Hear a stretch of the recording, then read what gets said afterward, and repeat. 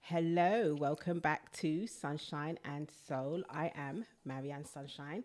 Please remember to like, subscribe, share. If you haven't watched the other two podcasts, What You Dealing With, go back and watch them. Today, I'm talking about, actually every week I'll be talking about Black culture, Black community, lifestyle, anything to do with Black people or Black everything, African, Caribbean, American, whatever. That's what you're going to get when you come here. So make sure, if that's what you like, make sure you come back. Today, I'm going to be talking about politics. And I'm going to be speaking with one of my brethren from Twitter. We don't do the X thing, okay? If you know me on Twitter, you know my mouth is big. You know I've got all the chat on Twitter. Make sure you follow me on there. What's my at? At Miss Ma Sunshine or Marianne Sunshine, one of the two. Anyway, today, my guest is Esheru, political commentator, and somebody just like me who likes to talk the things on Twitter because we don't do X. How are you today? Yeah. Thank you for being here. Thank you for inviting me. Thank you. First question, as we always ask everybody, all our guests, how are you? How are you doing? Yeah, I'm not too bad. How's life? Can't complain, just trying to navigate myself through this political nightmare that we're living through currently in this country. Literally. What has been going on? And you are a man that goes on marches. I've been trying to get to marches, busy, but yeah, I did my marching with the Smiley Culture lot back in the day. Sometimes I say I'm not going to go on marches because they're more Instagram based, right? Especially the Black Lives Matter marches. I didn't go on any of them because I said those ones are not going to get anything. Nothing's going to get done. We're going to march. We're going to put pictures and videos on Instagram, and nothing's going to get done. But these marches have been different, right? Absolutely. I think with the Black Lives Matter marches, I think that the dynamic was slightly different, and as you quite correctly said, nothing much was going to change as a result. We knew that from the get-go. I think with the Pro-Palestinian marches, what's been different in that it has gathered people from all corners of the globe.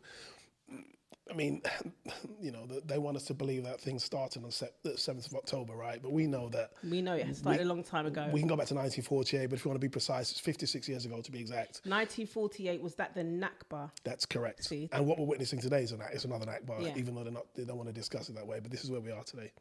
Oh, wow. So what has the atmosphere been at the marches? One of love. I've been abroad I lived abroad for about 20 years. Okay. I moved back to the UK in 2017. Renaissance man. And I think that was the first time that I was on a march in this country where I felt unity.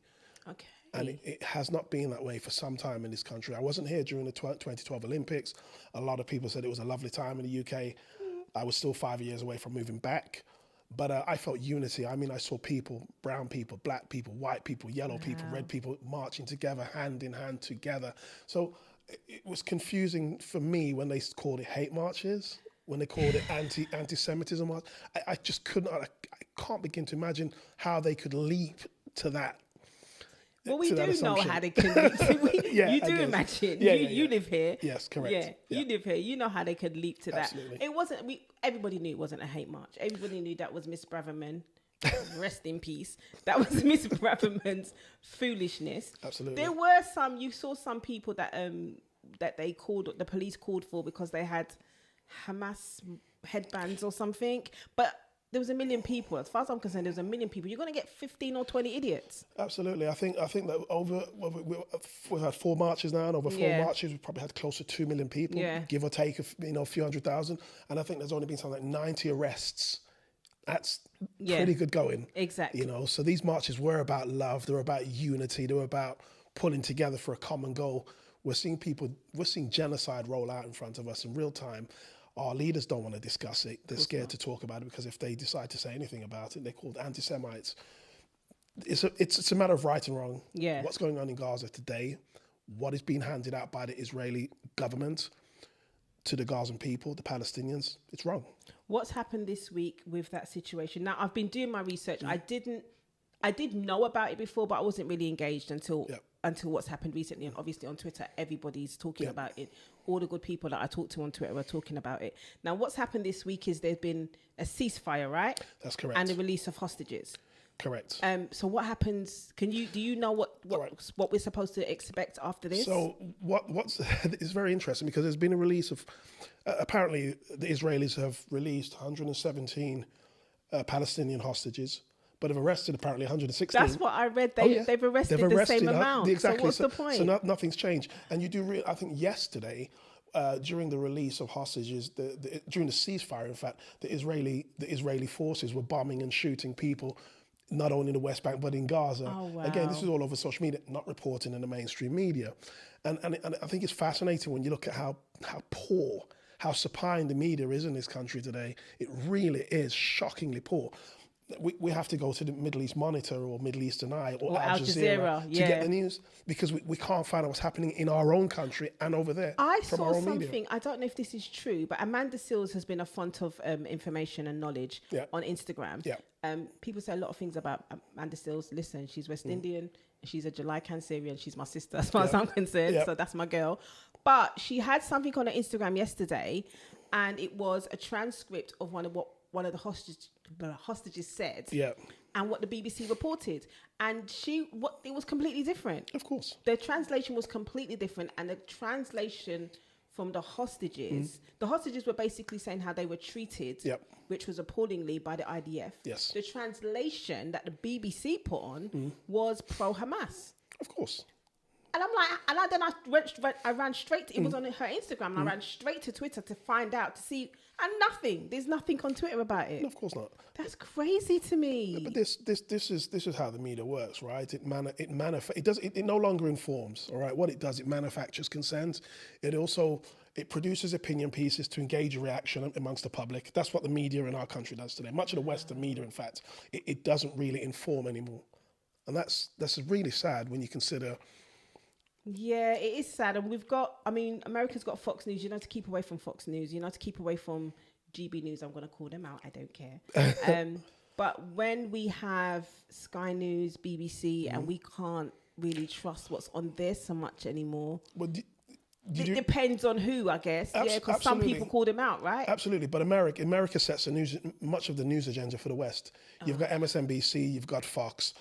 You've got Twitter, you've got Instagram, Facebook. This is where this is where it's set, and it's from that angle. It's then pushed out to how the other Western countries then decide from what angle they will take. They will take their stance. But I think America sets the agenda. Certainly in world news and news in the Middle East, they set the agenda, and then the rest of the world follows according to how they feel fit. Nobody strays off the narrative or what the chosen narrative. No one strays away from that. Now, the American news tend to be more Republican, from what I can see, but they are pro-Biden because Biden is pro-Israel, right? Am I getting that correct? Well, most of America is pro-Israel. You think about this. I mean, even in this country, Jeremy Corbyn was the only Labour leader. He was the only Labour leader that was pro-Palestinian. That's the only reason why they come down him. But all the other Labour leaders before him were all pro-Israel. Oh, all of them before him as well, because I know Keir Starmer is. All of them before him were pro-Israel. Tony Blair, you can go back to... Yeah, Tony Blair would have been, Yeah, all of them, they were all pro. And this is why they come down so hard on Jeremy Corbyn, because he's decided that, hold on, I'm pro-Palestinian because these people are being hurt. This is wrong. And this is why they've had it in for him. A friend of Hamas and all that stuff. Which was all based on rubbish. Him anti-Semitic, which was based rubbish. on lies. I remember that time. That was the 2019 election, and my tweets were going crazy around then as well. Yeah. But I will always remember David Baddiel actually had to admit, I think it was after the election, he admitted, well, Jeremy Corbyn is not anti-Semitic, he's anti-Zionist. And I'm like, you've been calling him anti-Semitic for the past 6 months. Of course. But now they've got over the line with the 80-seat majority. Now they admit that he wasn't anti-Semitic after all this time, which is so disingenuous. I think what's very interesting is listening to people who still buy that line that he's anti-Semitic. Throw that one at him. That's what's funny. Yeah. I mean, there's a news site called Media Lens, which I've been following for about 10 years. Back in it was before 2019, I think it might have been 2018, they completely obliterated the Panorama. Do you remember the Panorama documentary? It was a bit of a hatchet job about Jeremy Corbyn being an anti-Semite. They completely obliterated the findings of the report, obliterated John Ware, who was a producer, I believe, at the time. I mean, it's still there to read online. And if you read that, you think to yourself, how did they get away with this? And people still believe it. And I still hear people on radio still spinning this anti-Semitism. He is probably the most anti-racist, most Semite person in politics in our country, probably in the last 100 years. When I did my research on Jeremy Corbyn, I found videos of him talking about the reparations that the UK owed Jamaica, number one. Secondly, him and Bernie Grant were brethren. Right. The third thing was him protesting. I think he got arrested for protesting about apartheid in South Africa. That's correct. That is a perfect, and of all people to call a racist, that's the worst person in the world. But the UK believed it. Well, of course, because people here are very simple, they're very fickle. They believe what they're told, right? People are not educated to critically think for themselves. They're told what to think, and people run with it. You mentioned Bernie Grant, Jeremy Corbyn, and Bernie Grant.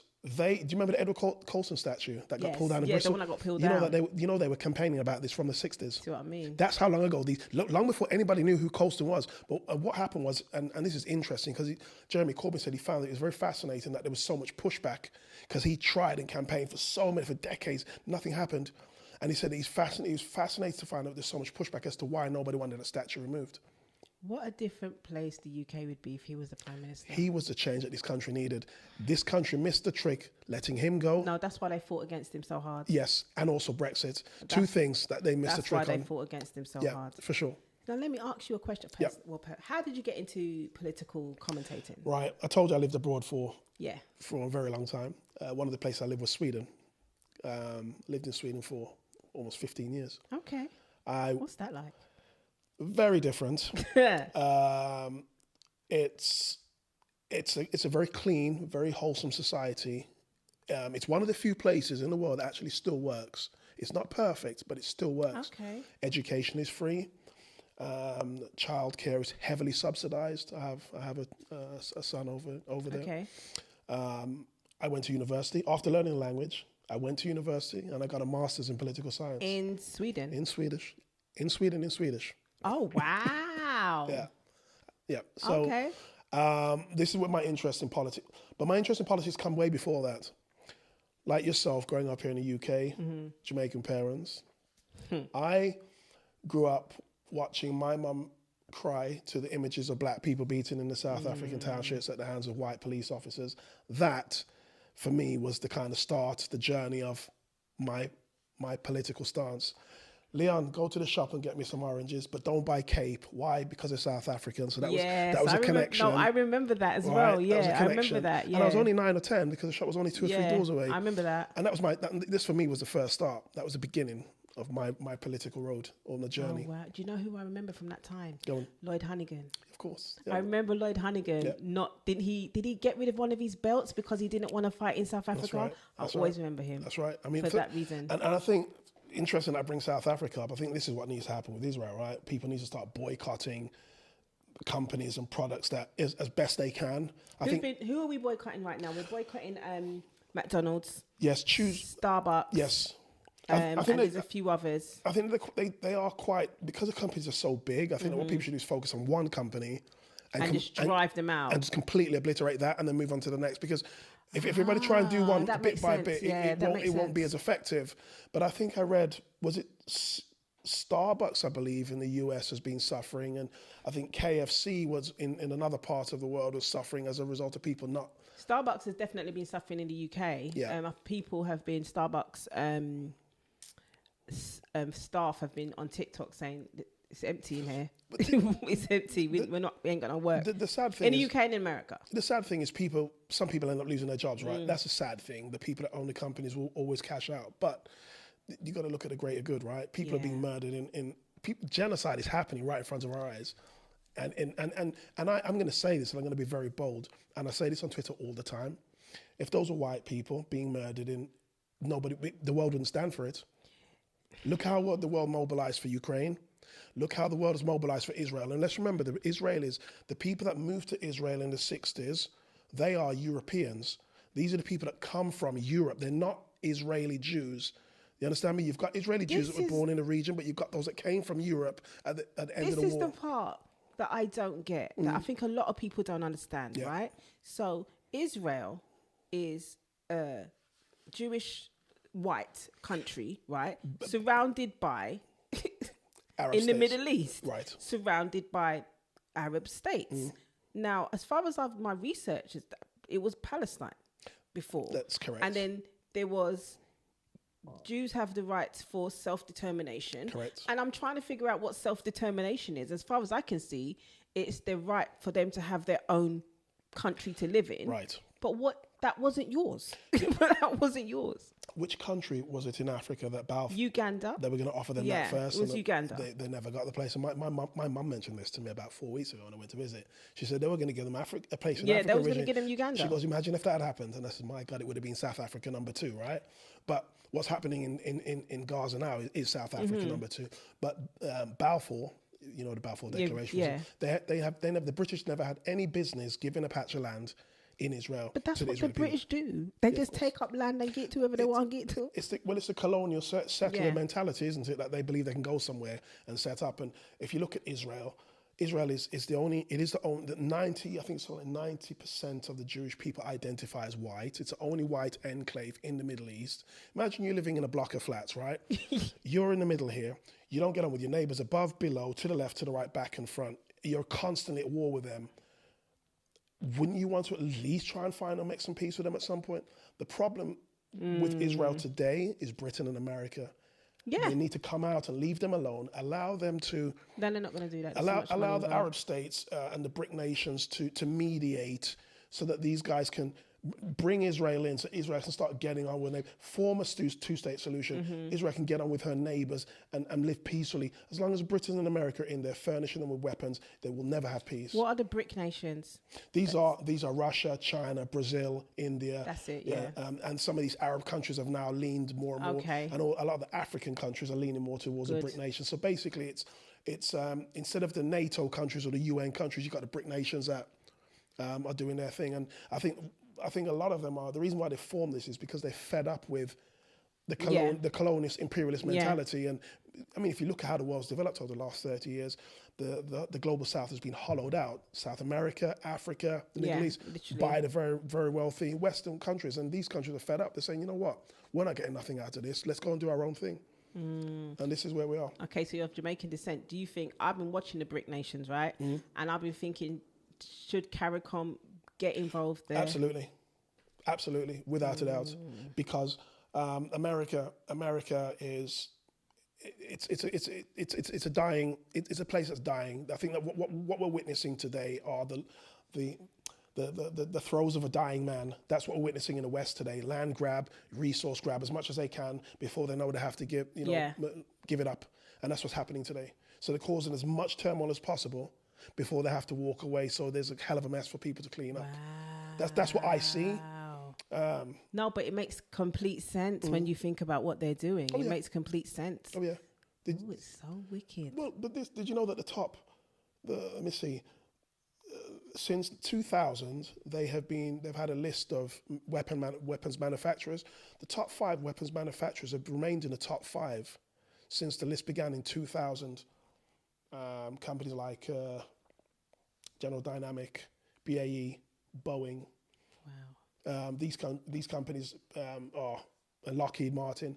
These companies, they sell death and destruction. I think that what did their profit margins go up to just since the 17th of October? I think they've increased their share value by something like $35 billion US. What? Just since share price have gone through the roof for weapons. Because when peace isn't profitable, right? It's not profitable for weapons manufacturers. So they've got to have a constant state of war. And this is why the Middle East is perfect for them. You do know they're dropping bombs in Syria, right? Yes. The US are occupying northern Syria where the oil is, stealing Syrian oil. The Israelis are dropping bombs in Syria at the behest of the US and against Iranian forces in Syria. This is what's happening. I read also that there are some drilling licenses going out to people on the coast of Gaza. Very much so. Wow, that's crazy. There is a film, a documentary, the name escapes me, but Rupert Murdoch sits on the board of one of these companies that was given the drilling rights to, where the company's given drilling rights to explore 40 untapped gas and oil fields, because there's a lot of gas in that area, and they want to run a pipeline directly from Israel through towards Europe. I think That's the plan. I can't remember. See, I keep seeing things online.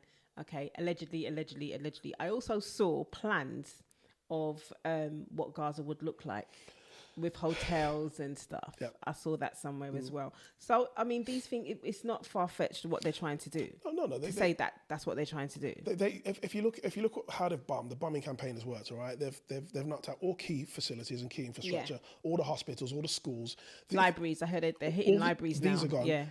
All the residential properties are gone. So there's nothing there for the people to go back to. And I believe that there's been several different Israeli politicians who have all said at different times at different stations on TV, on the radio and the newspapers that it's time for the world to maybe decide how they're going to start looking, taking people in. Yeah, I saw that as 2 well. 2 million Gazans. Yeah. Maybe the world needs to start looking at bringing 10,000 into each country or whatever. And they wanted to push them into Egypt. But Egypt's not going to take them. And if you look on the other side in Tunisia, they've got a brutal dictatorship which is being fed money from the EU to take back all the non-wanted refugees, black and brown refugees that they don't want here. I mean, the UK is just going to send them to Rwanda. So well, they're already sending them to Tunisia, but that's the best kept secret in the world, right? I think the UN, Tunisia, I believe that the French and the EU gave them the tune of something like 20 billion to take. Are you serious? I'm telling you, this stuff you can find out. You can read this stuff. You can read this stuff. Oh my God! What kind of world do we live in? But this isn't even the half of it. You do know that they were driving sub-Saharan Africans out into the desert and leaving them, women and children, just leaving them, abandoning them in the middle of the desert. I mean, we've got madness happening in Congo. We've got madness happening in Tigray, in Sudan. Right now, if you look at the world, where is all the madness happening? Yeah. In the places where black and brown people live. Yeah. I had this conversation this morning on Twitter. This isn't a coincidence. Of course it's not. It's by design. It's always been by design. It's by design. Yeah. All right. This isn't coincidence. These places are in turmoil for a reason. If you look at where all the black and brown people descend from, they're resource-rich places, abundant of resources. Yeah. Now, we've got a perceived natural order of things on the planet, okay? We have white at the top, varying degrees of brown, black people at the bottom. If just by some freak chance, black people tomorrow were to be able to run and control all the resources that they sit on and all the in brown our own people, countries, what would happen to that dynamic? It would flip. It would flip. They don't want that. So there's a vested interest to keep the resources from us and keep the Middle East in turmoil. It's by design. Divide and conquer. Absolutely. Oh, sorry, we've gone really deep here. No, that's okay. I apologise. No, don't apologise. There's lots of information that people need to know, and that's the thing. When you're on Twitter, it's different. All different people saying all different things, and it's all bite-sized. So it's good to get all the information in one place, all at one time. Absolutely. So thank you so much for that. Yeah. Yeah, that's a lot to digest, though. Yeah, but it's true. A lot is going on. But with all that being said, right? In the UK, we're going to have an election. Oh God. Well, it all depends when this election is going to happen, right? I mean, when is it going to happen? Because to me, it looks like they're gearing up for it. Well, we've got December. I think that I think is it next year, January? Can we get another year before they call an election? When was the last one? 2019 was the last one. 5 years is so it's 5 every 5 years. You're supposed to be every 5 years. That's the maximum, but I think that they can push it. They can call. I think 4 years or a year before they can call election. So yeah, Rishi's not gonna. He's just got in. He ain't gonna. I don't think it's gonna be next year. But everyone's acting like it's gonna be next year. I've got a feeling that we're going to go to about April, May, and then they'll say there's going to be election in the autumn, or when they get to the autumn and they say there's going to be one the following year. When was the Boris one? December, right? Was it November, yes, December? It was December. Just before Christmas, I believe it was, and he got an 80-seat majority. I don't understand that, but here we are. Yeah, but they're not going to. Well, but I'm just disillusioned with politics in the country currently. Very, because I mean, the last election was clear cut. I sent all the picnic them for go vote. I found all my nieces and nephews. Make sure you vote. Make sure you vote, because it was Jeremy Corbyn. It was clear cut. We had a clear rival to the mad Tories, and we knew who we were voting for, and we knew what we were voting for. That's right. Even his manifesto was completely clear and costed and everything. He got a couple of things wrong. during the campaign, and they jumped on any little number that he got wrong, and Diana, but they jumped on her as well. Yeah, but they don't like her as well. They just don't like them, and that's what. But I had to do my research because I'm sending the children to vote, my nieces and nephews and my kids. So I had to make sure they were voting for the right person, and there was just no one else to vote for. No, of course not. Now there's no one to vote for. There's literally no one to vote for. So even as a black community, we have to look at who's going to do the best for us and our community and what we can get out of them. Who are we supposed to vote for? But so, what's your thoughts? I mean, what's your plan? How do you intend to work? See, my area is a Labour stronghold. That's a Labour area. As is mine. That's a Labour area. My MP voted voted for the ceasefire. Right. She voted for the ceasefire. She was one of the only Labour MPs to vote for the ceasefire. So she can get a vote if she wants to vote. Yeah. Fair enough. But she's not going to lose. Put it that way. She's not going to lose. It's difficult, isn't it? I've been saying tactical voting to get as many Tory seats away. I think a hung parliament would be the best thing to happen in this country, but I'm not a political commentator. Yeah, I think that even now, if people were, I think that if you look at the polls as they are today, if people were to go and vote the way they want to vote today, I think that we could have a hung parliament based on the numbers that we got currently. You think so? Based on what I was reading this morning. If people were to vote exactly how they intend to vote now, and there was election today, we could quite possibly have a hung parliament. The problem with this country is it's never a history of a coalition. It doesn't like coalitions, okay? Our country is... It needs parliamentary, economic, and electoral reforms. That's what this country needs. It's completely broken. Post. Broken. It's gone. It needs to go. How does that work? Can you break that down a little bit for us? Cool. Incidentally, there's only one other country that use first passports. Do you know which one that is? America? Belarus. What? Yes. What? Yes. Yeah. Believe it or not. But America has electoral college, doesn't it? Yeah. That's right. Now, the way first past the post works is this: you have 2 or 3 candidates running in an area, okay, and they count the votes, okay, and it's whoever gets the largest share of the vote wins. There's no share. There's no voting share. There's no. Understand me? For example, if you have a coalition, based on the votes that are counted, you get to share. Yeah, the constituency based on the amount of votes. First house approach is winner takes all. Because the last election, the Tories got an 80-seat majority, but the majority of the votes went to other parties combined, right? That's right. And that's how broken our system is. That's how broken the system is. That's what I'm saying. We need electoral, we need parliamentary and economic reforms, electoral reforms. Sorry. If Keir Starmer wins, he's not going to do that. Keir Starmer is. I'm sorry, guys. He isn't the change that this country needs. Of course not. No, he's not. I'm sorry. He isn't. Not. He's going to deliver more of the same, but just at a slower pace. He's going to be more smiley and a little bit more, not as harsh as the Tories, right? But he's not going to deliver what this country's looking for. And you can't even mention anything negative about him on Twitter without people jumping on you. So I do. No one jumps on me. I've blocked them long time ago. I refrain from saying anything because a lot of centrists follow me and they're like, oh, come on. I see you cussing people on Twitter without mentioning any swear words. That's a life skill. That is. You tell them about their mama without mentioning their mama. Come on, man. I mean, you've got to be smart with these people, right? Yeah. Because a lot of them. I think I got a comment yesterday about N-word this and N-word that, and I think how I blasted the guy was. Well, I can see that you haven't been educated properly. I think I saw something like that. Yeah. And this is how you have to deal with them. You have to just make them feel small without using bad language. Because then if you resort to their level, they've got no clue. No, they haven't. They're not very smart, unfortunately. I did one good thing on Twitter the other day. Somebody was in LBC comments are cesspool, but then they was asking about. I think it had something to do with nice crime, and I grew up in the state. I didn't stab anybody, but then I kind of broke down discrimination and how it affects the racial wage gap and how it affects black families. And they went, I think you're right. They said, I actually agree with you.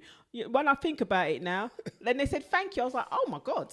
I was like, oh my God. But it's nice when you get that on Twitter, right? Yeah, I've never had that Yeah, before. it's nice. I think there was a conversation when I spoke with a guy very recently, and I think he went into an attack.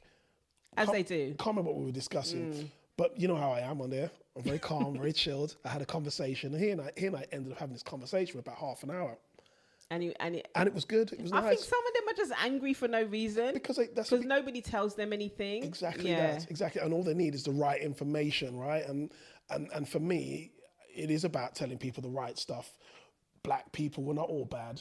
No matter how many crime statistics you want to pull up about black people, we're not all bad. They love to throw that one out, don't they? They love that highest crime rate, highest knife crime rate. They love that one out. But, I was saying to them, we're not all that bad. Many of us are good people. That's a very small percentage of the population. Tiny. Very, very, very, very small percentage of the population. Very small, Even if, what is the statistic? In a city like London, even on a bad year, let's just say, for example, 50 people get stabbed. On a bad year in London, let's say 60. In relation to the population, that's only 0.005%. It's very, very, very minuscule. And they blow it up as if it's the massive worst thing. And that's the problem we have. They make it into the worst thing in the world. It's this constant criminalisation and vilification of black people and brown people. In the media, and that's where they get their information from. They get it from media, which is skewed, and this is what we're left with, and that's how they get the stupid 80-seat majority, right? That's it. So what are our alternatives? Do we have any? I think the problem with Labour, Labour knows that we have nowhere else to go. We traditionally vote Labour. So we really don't have. What about the Green Party? No, they're gonna legalise weed. I don't smoke weed, so me neither. But I'm all for the legalization of all drugs. Really, I think they should legalize it and regulate it, right? And invest in the money that they make from it, invest it into getting people off drugs, right? Literally, at least try and reduce some of the crime on the streets. I mean, what we're doing isn't working. Try something new, something completely different. They don't Why want not? it to work. I don't think they want it to work. I think they're quite happy with how it is. Well, and there's a story about that we can talk about later. We'll create jobs, nice middle class jobs for people along in the prison service and the legal service much later on down the line, right? We know that. I think in terms of voting, I think we're between a rock and a hard place currently. If you look at the Muslim people, I think Labour shot themselves in the foot by going out and not supporting Palestine in the very beginning. And I think, I don't know how many million Muslim votes they've lost as a result. They've lost many millions.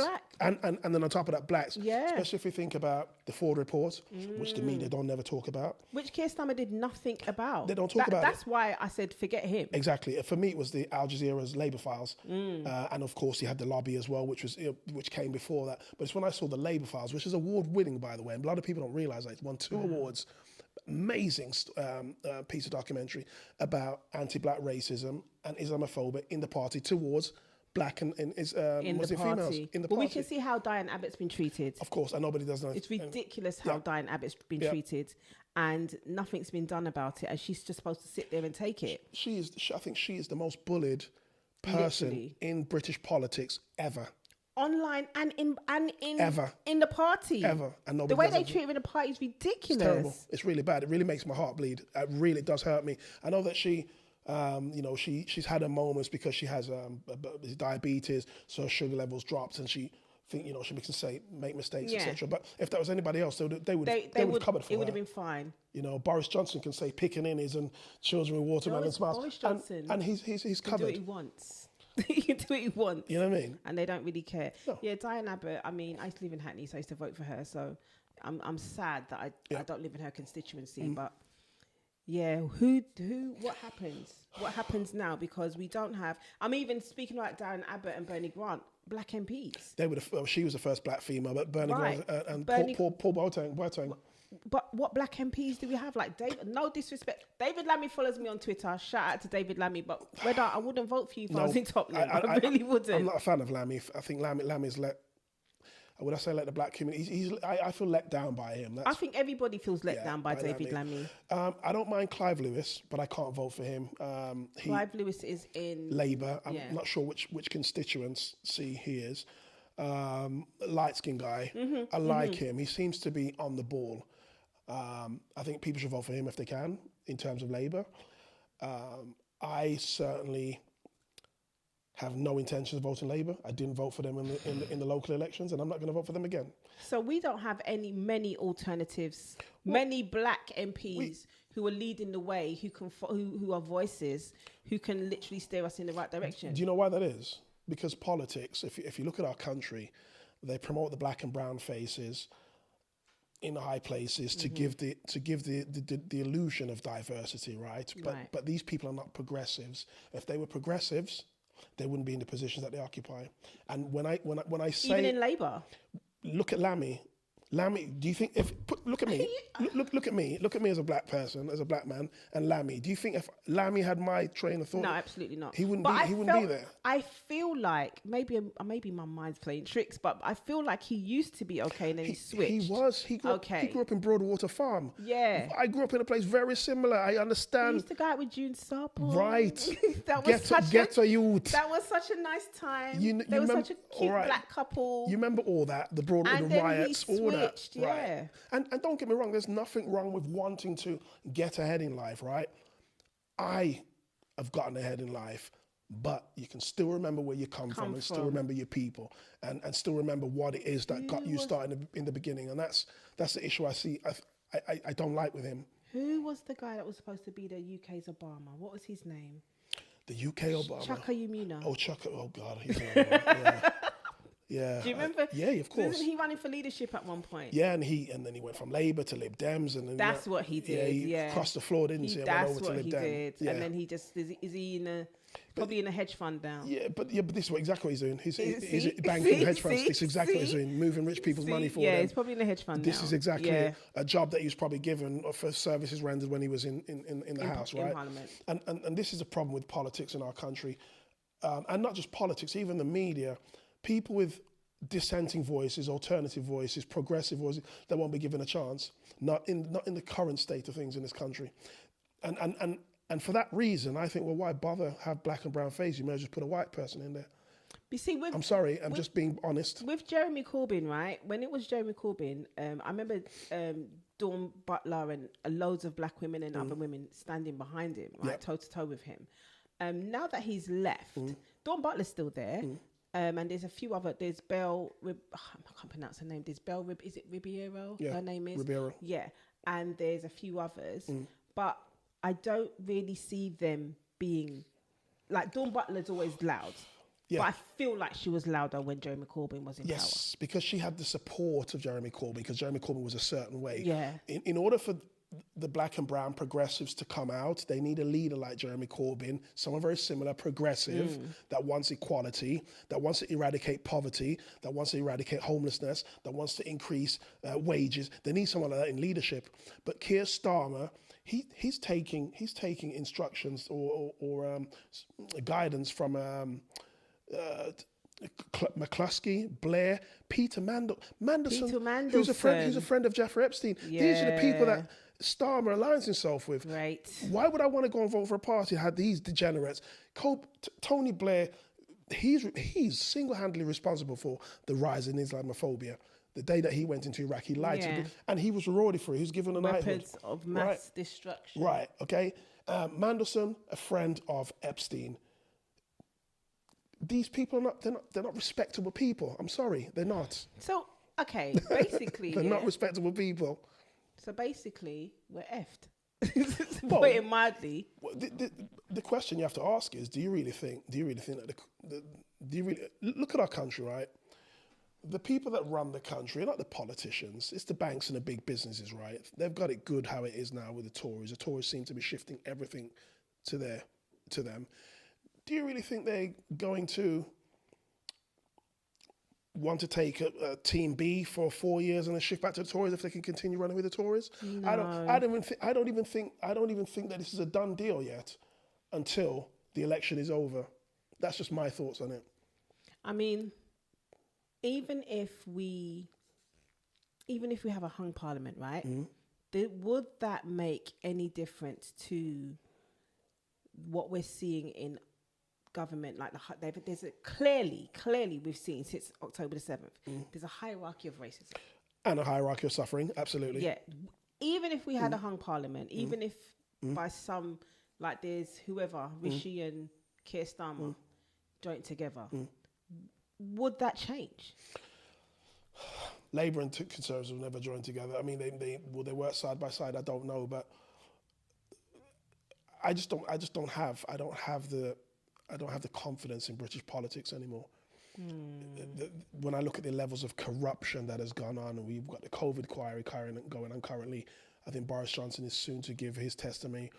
He should go to jail, but that's not going to happen. All of them, Michael Gove talking over the lady that was questioning him today several times, just that arrogance, and that this is a problem with our country. It's too elitist. We educate a very small percent of the population to rule over the rest. It's not diverse enough. When I look at places like Sweden, where I live, when I look at the politicians that are there, the people that make it to prime minister, these are people that started off in unions or they started off in the youth party movements, and they work their way through the ranks. Here, you only have to go to Eton and Oxford, and you get a cabinet. And you get straight in. Yeah, that's not diversity. That's not diversity. Show me the ex-nurse who was a cabinet minister. Diversity of thought. Who said that? Was Matt Hancock. Okay, there you go. Right, that was Matt Hancock. Show me the ex-nurse who's become a cabinet minister. Yeah. Show me the ex-teacher, the ex-builder, the ex-doctor. That's diversity. Even in the Labour Party, you don't get that. No, no, and that's diversity. I want to see that. It doesn't matter if they're all white. It doesn't matter. But if they all come from humble beginnings, they know the struggle. But when you come from money all your life, you don't know struggle. You can't tell me how I'm supposed to. You can't make policy that's going to help me. It doesn't work. So they're career politicians, but they just don't have any... Career politicians, no empathy. Remember these schools are Eton and these kind of schools, that parents stand them there and these people become emotionless. They're not the kind of... How you and I grew up, our parents loved us and showed us love and a lot of hug, and they never get all that growing up. So they become quite cold people, emotionless. They don't care. Now you see... Whenever they have those things where they send black kids to Eton, it makes me cringe. It makes me cringe because it's like they parade them around like these. Yeah. Well, Kemi Badenoch is a prime example. She never went to Eton, but look, when you listen to this lady speak, can't mention her name. Can't mention her name to me. She is the epitome of snobbery. Can't mention her. I just want 5 minutes in a room with my girl. Seriously, I just want 5 minutes alone. Fix our hair. 5 minutes alone. Which hair would you have by the time I'm done? I just want 5 minutes alone in a room with my girl. Seriously, she's the worst I've ever seen in my life, that one. She is the epitome of snobbery. They're saying she's going to be the next. She's pitching tipped. her. She's tipped. She's going to send us all. She's going to deport us all, do you know, every Caribbean person's getting deported if she's prime minister. Do you know who her biggest supporters were when she was running for the previous leadership campaign? Britain First. You're joking. They endorsed her. No, actually, you're not joking. They endorsed her.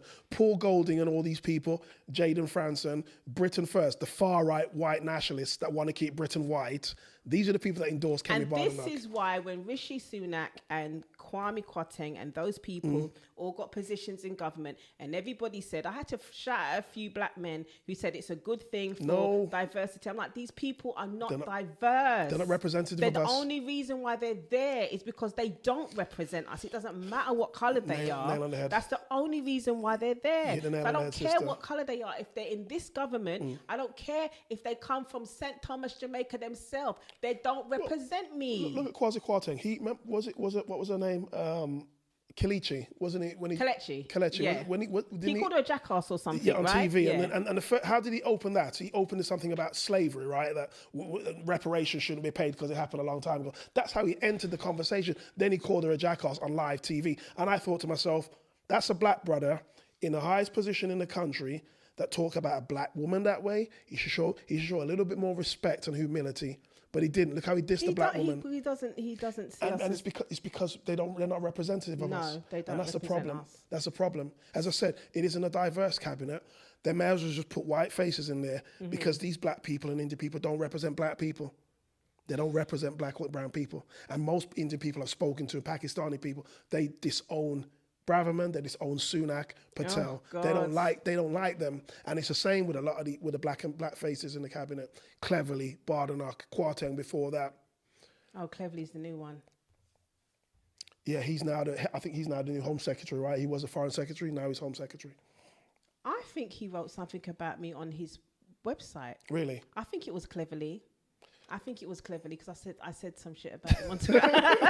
And he wrote this whole thing about me, but it was behind a paywall, so I couldn't read it. Oh, right. Okay, fair enough. I'll buck him up in person one day, him and Kemi. I've actually been told he's all right to talk to in real life.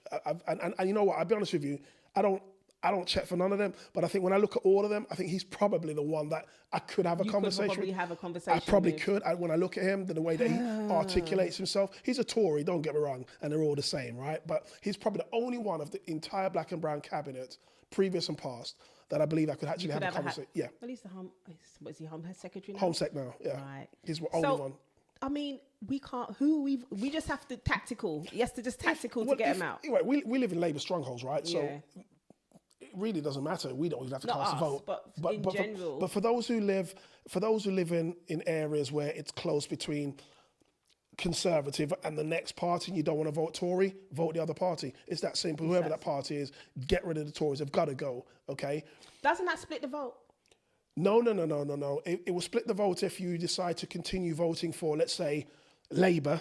And then everybody else, and then the Labour person loses, and everybody else. So that's where the vote gets split. Spread it out. So if you live in a constituency where it's very tight between Tory and Lib Dems, or the Tory and the Greens, vote the Greens or vote the Lib Dems, and instead of the Tories. Don't vote Labour because you've always voted them and you want to get rid of the Tories. Vote the Lib Dems or the Greens. That's what you have to do.